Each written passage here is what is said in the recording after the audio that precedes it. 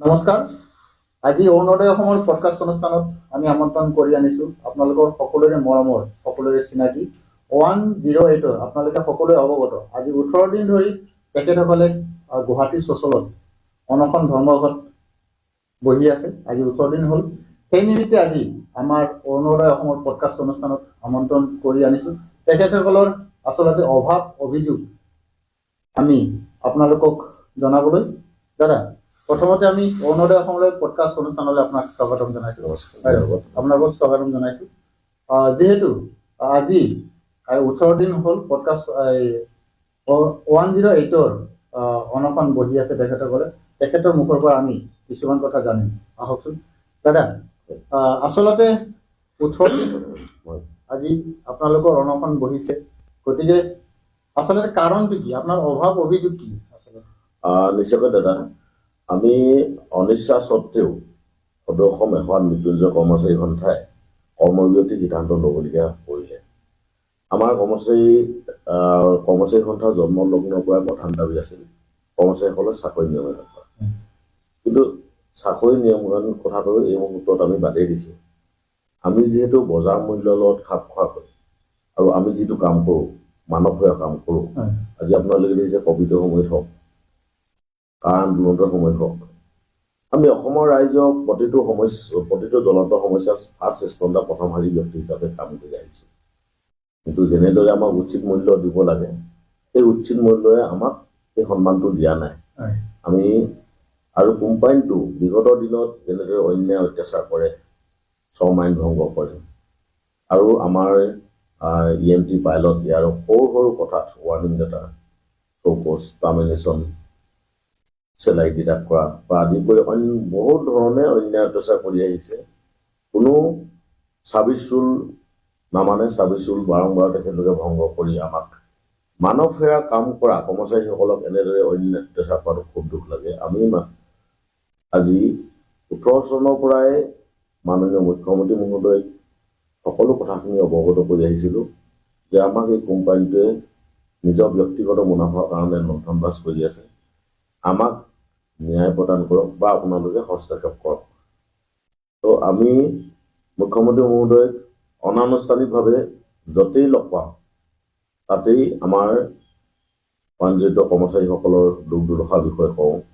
তেখেতে নতুন নিবিদাত আমাক এইখিনি সমস্যাখিনি সমাধান কৰি দিম বুলি কৈছিল। কিন্তু কোম্পানীৰ দিনক দিনে অত্যাচাৰ বাঢ়ি গৈ আছে। আমি মুখ্যমন্ত্ৰী মহোদয়ক আনুষ্ঠানিকভাৱে এবাৰ 29 নৱেম্বৰ 2024 চনত তেখেতক সাক্ষাৎ কৰিছিলোঁ। তেখেতে কৈছিল, হয় আমি তোমালোক ভাল টেণ্ডাৰ ভাল কৰিলোঁ। কিন্তু পৰৱৰ্তী সময়ত দেখিব পালোঁ টেণ্ডাৰ শেষ কৰা 2 বছৰ হ'ল, কিন্তু এক্সটেণ্ড কৰি নিবিদা আগবঢ়াই নি আছে। আমি যেনেদৰে আছিলোঁ তেনেদৰে থাকি গৈছোঁ। আমি আজি আমাৰো সপোন থাকে যে আমাৰ ল'ৰা ছোৱালী উচিত মানদণ্ডৰে পঢ়াই কিবা এটা লাইনত পাব, আমাৰো মন যায়। কিন্তু আমি যিটো ন্যূনতম চেলাৰী পাওঁ, এই ন্যূনতম চেলাৰীটোৱে সঁচাকৈ পেটে ভাতে খাই থকা বাহিৰে না কিবা এটা ডিপজিট কৰিব পাৰিছোঁ, নে ঘৰখনৰ কাৰণে কিবা এটা কৰিব পাৰিছোঁ। দৰমহা কিমান পায় বৰ্তমান? দৰমহা বৰ্তমান এই কোম্পানীটোৱে আমাক 12 ঘণ্টা ডিউটি কৰায়। আমাৰ ইয়াৰো 9 ঘণ্টা ডিউটি কৰায়। আমি 12 ঘণ্টা ডিউটি কৰাৰ পিছত আমাৰ 10 ঘণ্টাহে চেলাৰী দিয়ে আৰু তেখেতলোকক 8 ঘণ্টা চেলাৰী দিয়ে। আমি কোম্পানীটো বিচাৰিছিলোঁ যে আমি যিহেতু 12 ঘণ্টা ডিউটি কৰোঁ, শ্ৰম আইন মতে বা শ্ৰমৰ মতে আমি 12 ঘণ্টা কৰিলে আমি 12 ঘণ্টাৰ চেলাৰী পাব লাগে, তথা 8 ঘণ্টা আমাৰ চেলাৰী, 4 ঘণ্টা আমি অভাৰটাইম কৰোঁ, 4 ঘণ্টাত আমাৰ ডাবুল দিব লাগে।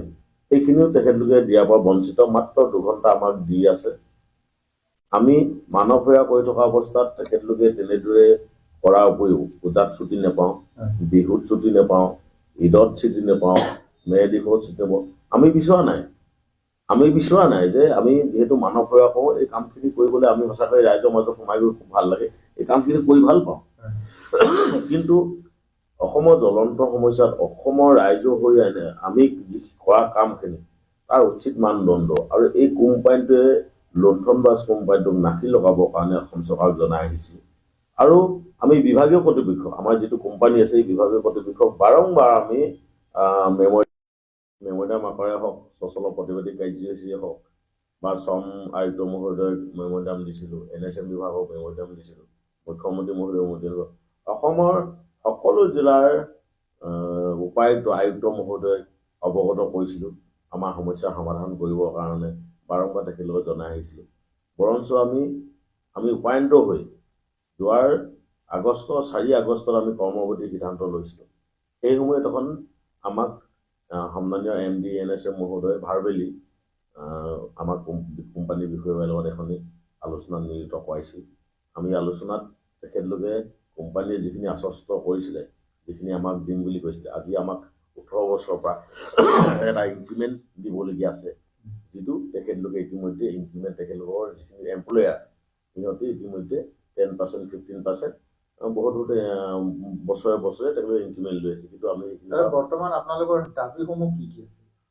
দাবীসমূহ হৈছিলে আমি যিহেতু 12 ঘণ্টা ডিউটি কৰোঁ, আমি 12 ঘণ্টা আৰু ইয়াৰো ক'লে 9 ঘণ্টা ডিউটি কৰি 9 ঘণ্টা আমি কোম্পানীৰ পৰা চেলাৰী বিচাৰিছিলোঁ। আৰু যিহেতু আমাক ইনক্ৰিমেণ্ট দিয়া নাই, সেই ইনক্ৰিমেণ্টটো বিচাৰিছিলোঁ। তেখেতলোকে ইনক্ৰিমেণ্টৰ কাৰণে আলোচনাত বহিছিল আমাক। আমি মানৱ সেৱা কাম কৰা মানুহ আজি 17 বছৰ সময় দিয়াৰ পিছত আমাক আলু পিঁয়াজৰ দৰ দাম নিচিনা হ'লে 200 টকাৰ পৰা তেখেতলোকে আৰম্ভ কৰিছিল। খুব লজ্জাজনক। এটা কোম্পানীয়ে কেনেদৰে কাম কৰিছে, অসমৰ ৰাইজক কেনেদৰে সেৱা দি আছে, অসম চৰকাৰে কেনেদৰে টকা পইচাবিলাক যোগান ধৰিছে, আমি সকলোবিলাক অৱগত। কিন্তু আমাক যে এই কোম্পানীটোৱে এনেকৈ বঞ্চিত কৰাৰ কাৰণে খুব দুখজনক, দুখ লাগিছে। আৰু আমাৰ যিহেতু নতুন নিবিদত আমি মুখ্যমন্ত্ৰী মহোদয়ক অনুৰোধ কৰিছিলোঁ, আমাৰ জব চিকিউৰিটি হ'ব লাগে, তথা আমি আজি 17 বছৰ সময় দিয়াৰ পিছত যদি কোম্পানী বা হঠাৎ যদি আমাক বাহিৰ কৰি দিয়ে, আমি কি কৰিম, কেনেকৈ খাম? আমাক সেই জব চিকিউৰিটি লাগে, চাকৰি নিৰাপত্তা লাগে বুলি মুখ্যমন্ত্ৰী মহোদয়ক জনাই আহিছিলোঁ। কিন্তু যেতিয়া আমাৰ টেণ্ডাৰ নটিছখন বাহিৰ ওলাইছিল, সেই সময়ত এটা পইণ্টে খুব দুখজনক। যিসকলক ইতিমধ্যে আনুষাংগিকমূলক ব্যৱস্থা লোৱা হৈছে, সেইসকলক পুনৰ নিবিদাত অন্তৰ্ভুক্ত কৰা নহ'ব। আজি আমি 17 বছৰ সময় দিলোঁ।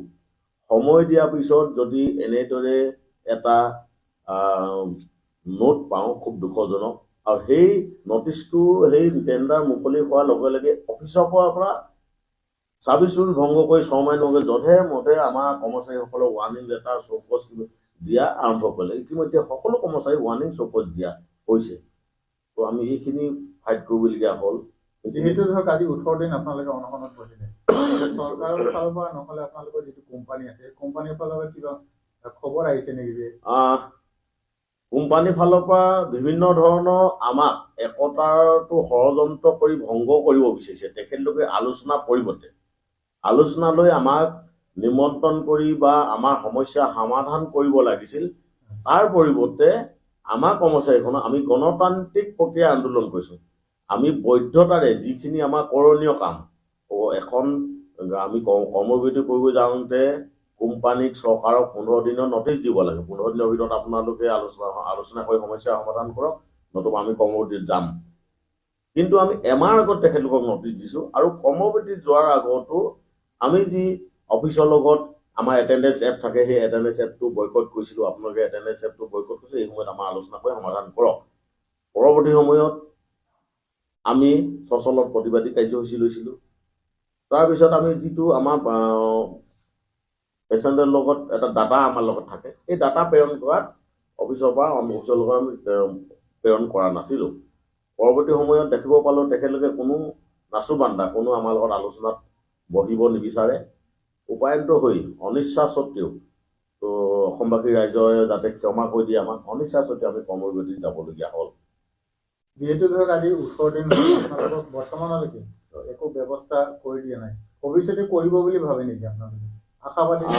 ষড়যন্ত্ৰমূলকভাৱে এই প্ৰতিষ্ঠানটোৱে একাংশ সংবাদ মাধ্যমত ধোবা প্ৰচাৰ কৰি আহিছে যে আমাৰখনো তেখেতলোকে নিমন্ত্ৰণ কৰি কিবা 1500 নে কি তেখেতলোকে ইনক্ৰিমেণ্ট দিছিল, আমি বোলে লোৱা নাই, তেনেকুৱা ধৰণৰ ভুৱা প্ৰচাৰ কৰিছে।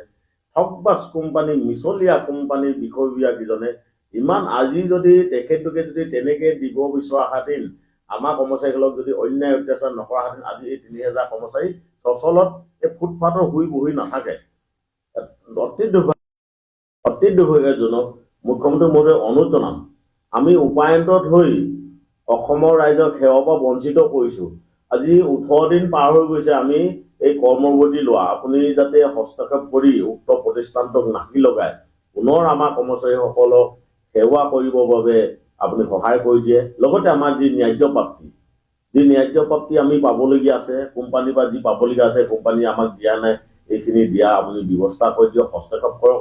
আৰু যিহেতু টেণ্ডাৰ নতুন নিবিদা কেঞ্চেল হৈছে আৰু যিখিনি নিবিদাত আমি কৰ্মচাৰীলৈ সুৰক্ষিত হ'ব পৰাকৈ বিচাৰিছোঁ সেই টেণ্ডাৰ সেই সকলোখিনি যাতে আপুনি বা আপোনালোকৰ বিভাগীয় কৰ্তৃপক্ষই আমাৰ লগত আলোচনাৰ মাধ্যমেৰে যদি সমাধান কৰি দিলেও আমি আশ্বস্ত হ'ম। সেইবাবে মুখ্যমন্ত্ৰী মহোদয়ক অনুৰোধ জনাম, অসমৰ স্বাস্থ্যমন্ত্ৰী মহোদয়ক অনুৰোধ জনাম, আমাৰ যিসকল ৩,০০০ কৰ্মচাৰী আছে এই ৩,০০০ কৰ্মচাৰী কোম্পানীটোক নাকি লগাই বা কি কৰে আমি নাজানো। আমি খিলঞ্জীয়া মানুহ হয়, আমি অসমৰ জনসাধাৰণ, আমাক ৰাইজক যাতে পুনৰ গৈ ৰাইজক সেৱা কৰিব পৰা সুবিধা কৰি দিছে। যদি ধৰক আপোনালোকৰ কোম্পানীটোৱে একো ব্যৱস্থা গ্ৰহণ নকৰে, যিহেতু আজি 18 দিন হ'ল বৰ্তমানলৈকে একো ব্যৱস্থা গ্ৰহণ কৰা নাই, যদি ভৱিষ্যতেও নকৰে তেতিয়াহ'লে আপোনালোকে কি পদক্ষেপ ল'ব? নিশ্চয়কৈ আমি হ'লো খিলঞ্জীয়া আৰু অসম চৰকাৰৰ অধীনস্থ কৰ্মচাৰী, যি আঁচনি হ'ব পাৰে সেইটো অধীনস্থ কৰ্মচাৰী। আমাক নিবিদাত কোম্পানী এটাক দি ৰাখিছে প্ৰিন্সিপাল এমপ্লয়াৰ অসম চৰকাৰ। এই কৰ্মচাৰীসকলক এনেকৈ অথলে যাবলৈ মোৰ দৃঢ় বিশ্বাস, অথলে যাবলৈ অসম চৰকাৰে, অসমৰ মুখ্যমন্ত্ৰী মহোদয় কেতিয়াও যাব নিদিয়ে। যিহেতু খিলঞ্জীয়া অস্তিত্ব ৰক্ষা, খিলঞ্জীয়া বৃহত্তৰ স্বাৰ্থত এই চৰকাৰখন গঠিত হৈছিল। আমাৰ বিশ্বাস আছে, সন্মানীয় মুখ্যমন্ত্ৰী মহোদয়লৈও বিশ্বাস আছে, ৩,০০০ কৰ্মচাৰীক নিশ্চয় ন্যায় প্ৰদান কৰিব। প্ৰয়োজন সাপেক্ষে এই লুণ্ঠনবাজী কোম্পানীটোক নাকি লগাব বা ইয়াৰ পৰা বিদায় দিয়া ব্যৱস্থা কৰিব বুলি আমাৰ দৃঢ় বিশ্বাস মুখ্যমন্ত্ৰী মহোদয়লৈ আছে। ধন্যবাদ থাকিলে দাদা। আমাৰ মাজত আৰু এগৰাকী 108ৰ সদস্য আমাৰ মাজত আছে, গতিকে তেওঁৰ পৰা আমি কিছু কথা জানিম। নমস্কাৰ। প্ৰথমতে আপোনাক আমি অৰুণোদয় অসমলৈ পডকাষ্ট অনুষ্ঠানলৈ স্বাগতম জনাইছোঁ। এই মুহূৰ্তত আপুনি কি ক'ব বিচাৰিব? মই অফিচত এজ এ ইয়াৰো কাম কৰোঁ, ফাৰ্ষ্ট ৰেছপণ্ডাৰ মানে আমি কল ৰিচিভ কৰোঁ। তো আমাৰ অফিচৰ ভিতৰত মহিলাসকলৰ বহুত কিবা প্ৰব্লেম আছে। পোনপ্ৰথমতে মই ক'ব বিচাৰোঁ, মহিলাসকলৰ যিটো মাহেকীয়াৰ প্ৰব্লেম হয়, সেই প্ৰব্লেমটোৰ সময়ত আমি কেতিয়াবা মানে পিৰিয়ড ক্ৰেম্পছৰ বাবে বা কিবা কাৰণত আমি অফিচ যাব নোৱাৰিব পাৰোঁ। কিন্তু যেতিয়া আমি সেইটো বস্তু অফিচত ইনফৰ্ম কৰোঁ, তেতিয়া আমাৰ পৰা মানে ধৰক বিভিন্ন ধৰণৰ প্ৰুফ বিচাৰে, বা ঘৰত কাৰোবাৰ কিবা বেমাৰ হ'লে বা মানুহ যদি ঢুকায় বা কিবা তেনেকুৱা হয়, তেখেতসকলে আমাক ফটো বিচাৰে, প্ৰুফ বিচাৰে। আৰু দ্বিতীয় অৱশ্যে আচৰিত দুৰ্ভাগ্যজনক কথা, যিটো কথা অৱগত কৰিলে আপোনালোকে শুনিছে, এইটো অৱশ্যে আমাৰ কাৰণে বা মহিলাসকলৰ বাবে খুব দুৰ্ভাগ্যজনক আচলতে। হয়, দ্বিতীয়তে ক'ব বিচাৰোঁ যে আমাৰ 12টা বজালৈকে শিফ্ট আছে অফিচত, যিটো আমি মহিলাখিনি আমি নিজকে সুৰক্ষিত বুলি নাভাবোঁ। কাৰণ এজন মানে ড্ৰাইভাৰ থাকে, কেবত অফিচৰ পৰা যিখন কেব দিয়া হয় তাতে এজন ড্ৰাইভাৰ থাকে। এজন ড্ৰাইভাৰে আমি 15-20 জনী ছোৱালীৰ নিৰাপত্তা দিব নোৱাৰে। আমি সেইটো কাৰণে বিচাৰোঁ যে 12টা বজাত যিটো আমাৰ শিফ্ট হয় সেইটো উঠাই ল'ব লাগে। কাৰণ কেতিয়াবা আমি 12টা বজাত অফিচৰ পৰা ওলাই ঘৰ যাই পাওঁতে আমাৰ 2-3টা বাজে। আমি গুৱাহাটীৰ ৰাজপথত তেনেকৈ ৰাতি 2-3টা বজালৈকে আমি নিজকে সুৰক্ষিত বুলি নাভাবোঁ এখন গাড়ীত। সেইখিনি আৰু প্লাছ মোৰ নিজৰ এটা ইনচিডেণ্ট মই ক'ব বিচাৰোঁ।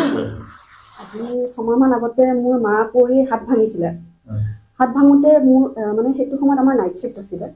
তাৰপিছত মই ইনফৰ্ম কৰিলোঁ, মোৰ টিমবিধ যোন হয় তেখেতক মই ইনফৰ্ম কৰিলোঁ, যিখিনি ডিটেইলছ আছিলে মানে হস্পিটেলৰ যিখিনি আছিলে কাগজ-পত্ৰ সেইখিনি মই দেখালোঁ। দেখুৱাৰ পিছত মই মা ভাল নোপোৱালৈকে, হাত ভাঙিছিলে যিহেতু ভাল নোপোৱালৈকে, মই তেখেতক 4 দিন বা 5 দিন মই এটা ছুটি বিচাৰিছিলোঁ। কিন্তু মোক ছুটি দিয়া হৈছিলে মাত্ৰ 2 দিনৰ। আৰু এনেকৈ কৈছিলে যে তোমাৰ মাৰ হাত ভাঙিছে, ৰাইট হেণ্ডখন ভাঙিছে, তেওঁ বাওঁ হাতেদিতো পানী লৈ খাব পাৰে বা ঘৰৰ কামখিনি কৰিব পাৰে, যিটো অতিকৈ দুখৰ বিষয়। কাৰণ মই ঘৰৰ এজনীয়ে ছোৱালী যিহেতু, গতিকে মই নিজৰ মাৰ সেইখিনি দায়িত্ব ল'বলগীয়া হয়।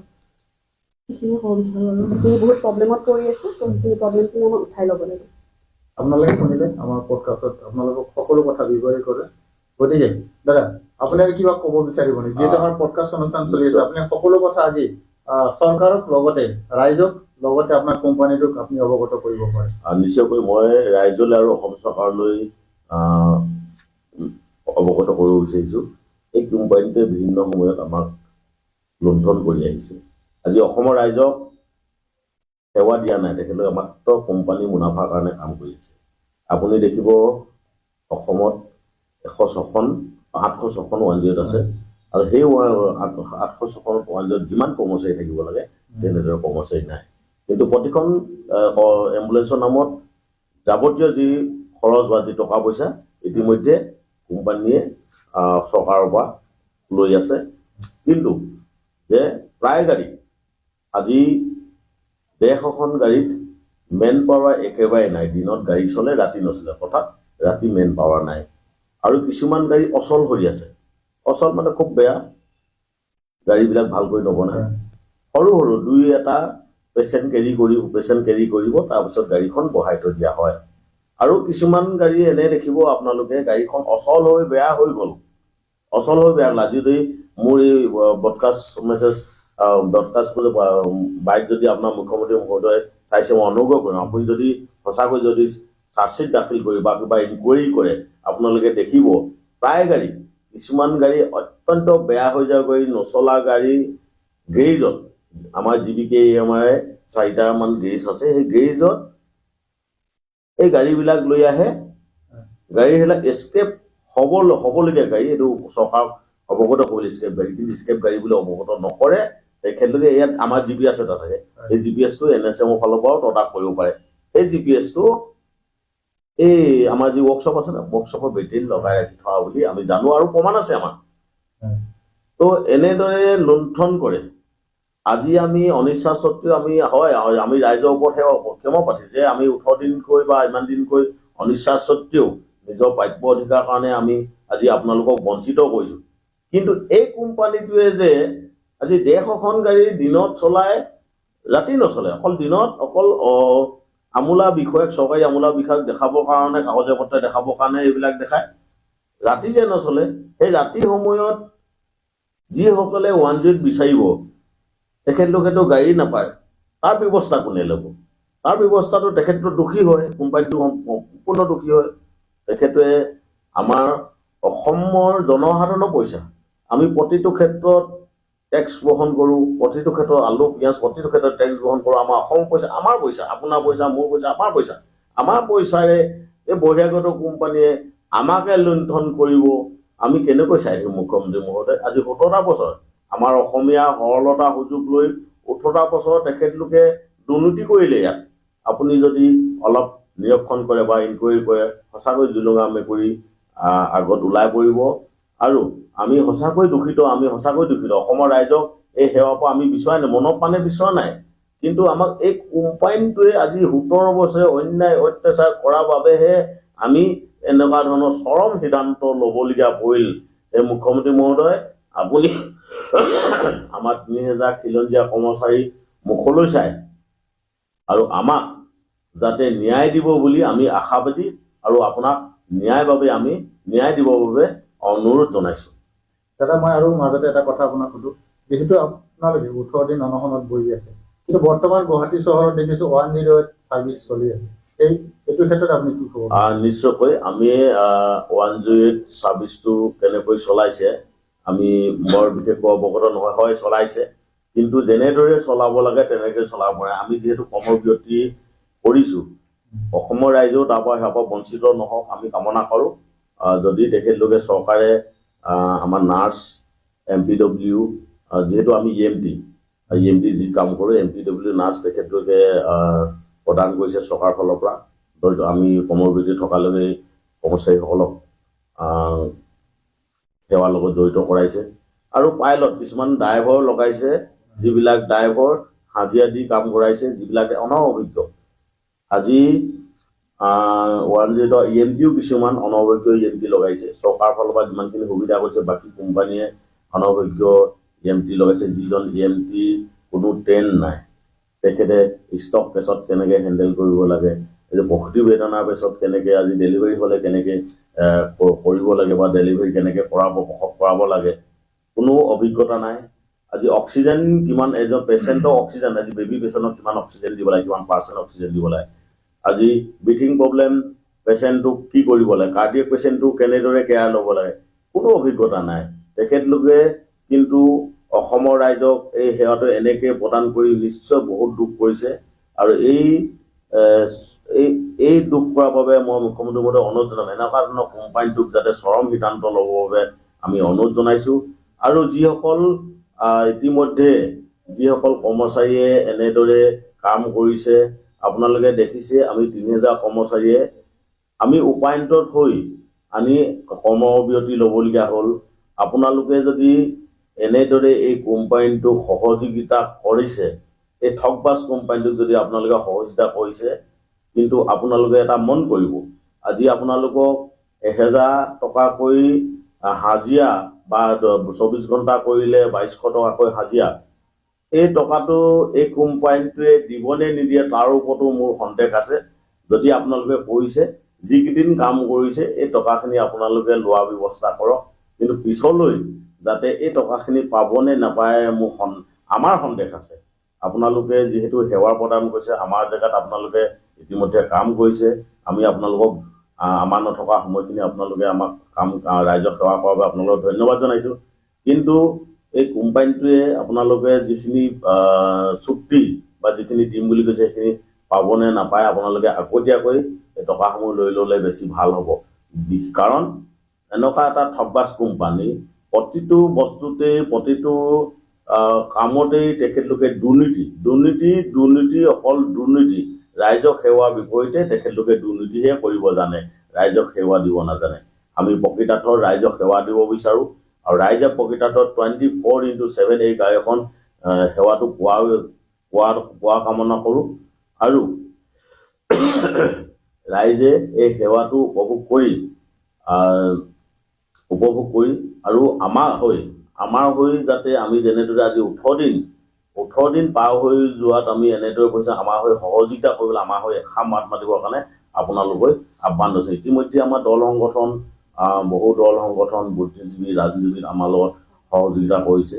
আমি বিচাৰিছোঁ অসমৰ ৰাইজৰ প্ৰান্তে প্ৰান্তে আমি আপোনালোকক দুখৰ সময়ত আমি আপোনালোকক সাহসী ব্যক্তি হিচাপে আপোনালোকক সহযোগিতা কৰিছিলোঁ, সহায় কৰিছিলোঁ। এতিয়া আমাৰ কৰ্মচাৰীসকলৰ দুখ হৈছে, এই বহিৰাগত কোম্পানীয়ে লুণ্ঠন অন্যায় অত্যাচাৰ ফলত আমি ওলাই আহিবলগীয়া আছে। আমাক এনেদৰেই আমাক কোৱাৰ বাবে আপোনালোকে যাতে আমাৰ হৈ এবাৰ মাত মাতক। আৰু এটা আপোনালোকৰ ব্ৰডকাষ্টৰ মাধ্যমে অনুৰোধ জনাম, আমি উজনিৰ পৰা প্ৰতিনিধিত্ব কৰোঁ। উজনি অসমত 90%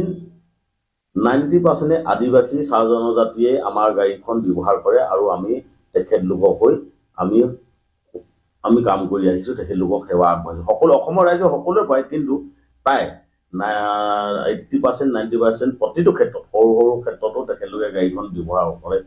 কিন্তু আজি সকলো দল সংগঠনে আমাৰ হৈ মাত মাতিছে, কিন্তু আজি আদিবাসী সংগঠনক এই ক্ষেত্ৰত মাত মতা দেখা নাই। আপোনালোকক অনুৰোধ জনাম, আপোনালোকে আমাৰ কথা বুজ লওক। আমি যিহেতু আপোনালোকৰ দুখৰ সময়ত, আপোনালোকৰ জনগোষ্ঠীৰ দুখৰ সময়ত আমি সেৱা কৰি আহিছোঁ, কিন্তু আজি আমাৰ দুখ হৈছে আপোনালোকে কিয় আমাৰ হৈ এষাৰো মাত মতা নাই, তাৰ বাবে দুৰ্ভাগ্যজনক। আৰু অনুৰোধ জনাম, আপুনি হয়তো আহি আমাৰ প্ৰকৃতাৰ্থে আমি বিচাৰিছোঁনো কি, আমি কিনো আকাশৰ যোনটো বিচাৰিছোঁ, আমি ন্যায্য প্ৰাপ্তি, সৰু সৰু দাবী, এই দাবীকেইটা কৰোঁ ক'লে আমাৰ অসম চৰকাৰে, স্বাস্থ্য বিভাগে 1 ছেকেণ্ড সময় নালাগে আগবাঢ়ি কৰি আহিবলৈ। আপোনালোকে যদি আমাৰ হৈ অন্ততঃ এষাৰ মাত মাতে, আমাৰ হৈ যদি আপোনালোকে অন্ততঃ দুখ দুৰ্দশা বুজ লৈ নিশ্চয় চৰকাৰে অৱগত হ'ব আৰু আমাৰ সমস্যা সমাধান কৰাত আগবাঢ়ি আহিব। দাদা, মই আৰু এটা কথা শেষবাৰৰ কাৰণে সুধিম আপোনাক, যিহেতু আজি 18 দিন ৩,০০০ কৰ্মচাৰী আপোনালোকে কৰ্মকাল পালন কৰি আছে চচলত, যিহেতু দিনে ৰাতি আপোনালোকে ধৰক এই খোৱা লোৱাৰ ব্যৱস্থাটো আপোনালোকে কেনেকৈ কৰিছে? নিশ্চয়কৈ আমি সচলতে খোৱা বোৱা ব্যৱস্থা কৰিছোঁ। আমাৰ কৰ্মচাৰীসকলে যোনে যেনেকৈ 10 টকা 20 টকা 100 টকা 200 টকা যাৰ সামৰ্থ্য অনুসৰি আমাৰ সকলো কৰ্মচাৰী যোগান ধৰিছে। আৰু সেই টকাৰে দালি দি ভাত খাইছোঁ, আলু পিটিকা দি ভাত খাইছোঁ, খিচিৰি খাইছোঁ। সেনেকৈ অকল আমি জীয়াই থাকিবৰ কাৰণে খাইছোঁ, কিন্তু খাই বৈ আমি জীয়াই থকা নাই। জীয়াই থাকিবলৈ খাইছোঁ, অন্ততঃ জীয়াই থাকি আমি সংগ্ৰামখন চলাই যাওঁ আৰু এই সংগ্ৰামখনৰ পৰা আমি যাতে ন্যায় পাওঁ তাৰ বাবেহে আমি এইখিনি ব্যৱস্থা কৰিবলগীয়া হৈছে। হয়, আমাৰ বহুত অৰ্থ নাটনি হৈছে। ইতিমধ্যে আমি নৱেম্বৰ মাহত আমি গোটেই মাহটো আমি কাম কৰিছোঁ। এই কাম কৰাৰ পিছত আমি যিটো ন্যায্য প্ৰাপ্তি, আমাৰ যিটো দৰমহা, এই দৰমহাটো আমাক দিয়া নাই, মুকলিকৈ দিয়া নাই। কিন্তু ইতিমধ্যে অফিচৰ গোটেই এমপ্লয় সকলোৱে এই চেলাৰীটো তেখেতলোকে দৰমহাটো লৈছে, মজুৰিখিনি লৈছে, কিন্তু আমাক ইয়াৰ পৰা বঞ্চিত কৰিছে। আমি মুখ্যমন্ত্ৰী মহোদয় অনুৰোধ জনাম যে আমাক যিহেতু কাম কৰা, এই কাম কৰা মাননিখিনি যাতে দিবৰ বাবে বিভাগীয় এই কোম্পানীটোক অৱগত কৰে। আমিও যাতে যিহেতু সচলত প্ৰতিবাদী কাৰ্যসূচী কৰি আছোঁ, আমি কোম্পানী এগেইনষ্টত এই কোম্পানীটোৰ এগেইনষ্টত এই উপায়ন্তত হৈ আমি প্ৰতিবাদী কাৰ্যসূচী কৰিবলগীয়া হৈছে। আপুনি যাতে হস্তক্ষেপ কৰি আমাৰ এই পাবলগীয়া মজুৰিখিনি যাতে মুকলি কৰি দিয়ে, তাৰ প্ৰতি অসমবাসী ৰাইজ, মুখ্যমন্ত্ৰী মহোদয়, অসম চৰকাৰ, NSM বিভাগ, শ্ৰম বিভাগ সকলোলৈ অনুৰোধ জনাইছোঁ, অতি সোনকালে আমাক মজুৰিখিনি পোৱাৰ ব্যৱস্থা কৰি দিয়ক। আৰু আপোনালোকৰ যি আমাক আলোচনা মাধ্যমে সমস্যা সমাধান কৰি দিম বুলি ইতিমধ্যে আমি বিভিন্ন কৰ্তৃপক্ষৰ পৰা আলোচনা কৰিব বুলি শুনিছোঁ। যদি আমি এতিয়ালৈকে কোনো আনুষ্ঠানিক পত্ৰ পোৱা নাই, এইখিনি যাতে আপোনালোকে আমাক সমাধান কৰি দিব আৰু আমাৰ এই মুহূৰ্তত আমাক অন্ততঃ থাকিব পৰাকৈ, অন্ততঃ দুবেলা দুমুঠি ভাতকেইটা খাব পৰাকৈ যাতে আমাৰ এই চেলাৰীখন বা আমাৰ মজুৰিখন, কাম কৰা মজুৰিখন দিয়াত সহায় কৰে যেন। ধন্যবাদ থাকিলে দাদা। আমাৰো ইতিমধ্যে সময় হৈ আহিলে, গতিকে আমি পৰৱৰ্তী কাৰ্যলৈ পিছত আগবাঢ়ি যাম। গতিকে আজি এই মুহূৰ্তত আমাৰ পডকাষ্ট অনুষ্ঠানটো ইমানতে সমাপ্ত কৰিছোঁ। আপোনালোকে 18 দিন ইমান কষ্ট কৰি থাকিও আজি আমাৰ অৰুণোদয় অসমৰ ষ্টুডিঅ'ত আহি পডকাষ্ট অনুষ্ঠানত ভাগ ল'লে, তাৰ কাৰণে আপোনালোকক অশেষ ধন্যবাদ জ্ঞাপন কৰিছোঁ। আপোনালোকৰ ভৱিষ্যত আৰু যাতে আপোনালোকৰ মনৰ যিটো কামনা সেইটো পূৰণ হয়, তাৰ বাবে আমি ভগৱানক প্ৰাৰ্থনা জনাই আজি আমাৰ এই অনুষ্ঠানটো ধন্যবাদ। এনেদৰে সুবিধাকণ দিয়াৰ কাৰণে অৰুণোদয় অসমলৈ আমি আমাৰ সদৌ অসম এখন মৃত্যুঞ্জয় কৰ্মচাৰী সন্থাৰ তৰফৰ পৰা ধন্যবাদ জ্ঞাপন